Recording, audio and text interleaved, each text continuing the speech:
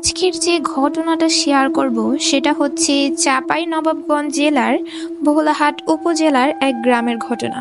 গল্পটি শুরু করার আগে বলে নেবেন কে কোথা থেকে আমার এই ভিডিওটা দেখতেছেন।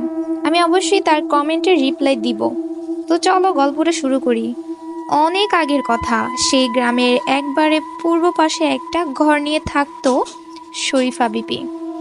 স্বামী পরিত্যা, মেয়ে মানুষ। সারাদিন মানুষের বাড়িতে ফুড ফরমাস খেটে যেই টাকা পেত তা দিয়েই দিন কেটে যেত তার।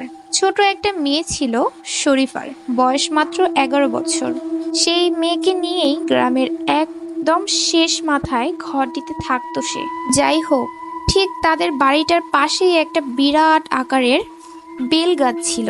সেই বেল গাছ নিয়েই গ্রামের নানান কথা প্রচলিত ছিল। মাঝে মাঝে নাকি সেই গাছের নিচে একটা লোককে বসে থাকতে দেখা যেত। লোকটিকে যখনই দেখা যেত তখনই নাকি দূরে কোথাও কুকুরের কাদার আওয়াজ পাওয়া যেত। মার্চ মাসের কোনো এক রবিবারে শহর থেকে নিজেদের দোকানের জন্য কেনাকাটা করে ফিরছিল একদল গ্রাম্য দোকানদার। সংখ্যায় তারা 12 কি বা 15 জনের মতো ছিলেন।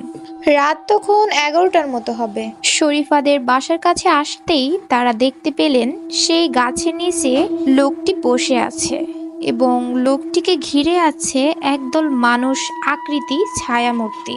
প্রতিটা ছায়ামূর্তি আকারে যেন মানুষের প্রায় দ্বিগুণ। তারা সবাই দেখে দম বন্ধ করে দাঁড়িয়ে থাকেন। মিনিট খানেক পর এক সময় ছায়ামূর্তিগুলো ভাসতে ভাসতে সেই গাছের উপর উঠে মিলিয়ে যায়। এর খানিক পর লোকটিকে আর দেখা যায় না। ঠিক সেই সময় তাদের চমকে দিয়ে শরীফার ঘর থেকে ভয়ঙ্কর আর্তনাদ আওয়াজ ভেসে আসে।